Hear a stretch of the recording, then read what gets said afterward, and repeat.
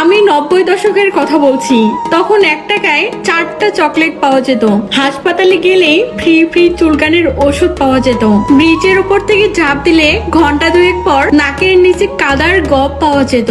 কিন্তু হাজার খুঁজলেও এখনকার মতো পকেট ভর্তি সিগারেট আর ফোন ভর্তি পর্ন পাওয়া যেত না। ও হ্যাঁ, আমরা মাছ ধরতাম। ঠেলা চাল চিনো?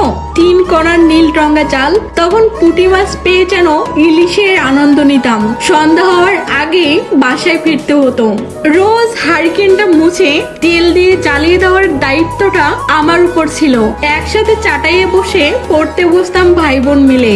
আর সন্ধ্যায় যখন আশেপাশে কেউ থাকতো না, তখন বইয়ের ভিতরে ময়ূরের পাখা বের করে মাপতাম। এরপর তাকে চোখের গুঁড়া খেতে দিয়ে আবার যথাস্থানে রেখে দিতাম। আমরা ভাবতাম ময়ূরের পাখনা বড় হয়, যার কাছে যত ময়ূরের পাখনা তাকে তত সমীহ করে চলতাম।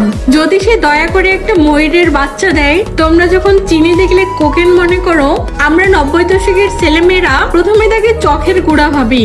এটাই আমাদের সরলতা। রাত পেরিয়ে সকাল হলে দল বেঁধে যাইতাম মক্তবে। কোরআন শিক্ষাটা যথাযথভাবে নিতাম। বা দিন পেরিয়ে সন্ধ্যা হলে আমরা পলিথিন জোগাড় করতাম আগুন জ্বালানোর জন্য। মা বলতো উলের সোয়েটারে নাকি আগুন লাগে, তাই সোয়েটার খুলে আমরা আগুনের কাছে যেতাম। আগুনের ভেতর থেকে হাত পা ঘুরিয়ে আনা আর সুচ দিয়ে আঙুলের চামড়া ফুটো করে গেঁথে রাখা ছিল তৎকালীন সময়ের স্মার্টনেসের সর্বোচ্চ নিদর্শন। আগুন জ্বালালে তাতে নষ্ট কলম পোড়ানো ছিল ট্রেন্ড। এই জেনারেশন কখনোই জানবে না পলিথিন আর কলম পড়ার গন্ধ। কিভাবে চামড়া সুচ আটকে রাখা যায় তা তারা শিখে নিতে পারবে, কিন্তু রোমাঞ্চকর কোনো অনুভূতি পাবে না, কারণ তারা এখন রোমান্স পায় ইরোটিক ক্লিপ আর সবজি লাল পানি খাওয়াতে। আমরা দেখেছি কিভাবে কেরোসিন আনার জন্য কাজের স্পাইডের বোতলে মাথায় দড়ি বাঁধা হতো। আস্তে আস্তে কিভাবে দড়ি কালো হয়ে যেত আর বোতলের গায়ে ময়লার আবরণ পড়তো। ডাঙ্গুগুলি খেলা তো এখনকার জেনারেশন চিনে কিনা সন্দেহ আছে। কত যে রোমাঞ্চকর ছিল পরিবেশটা। মার্বেল খেলা, সিগারেটের প্যাকেটের নকল টাকা দিয়ে কত রকম যে খেলা ছিল।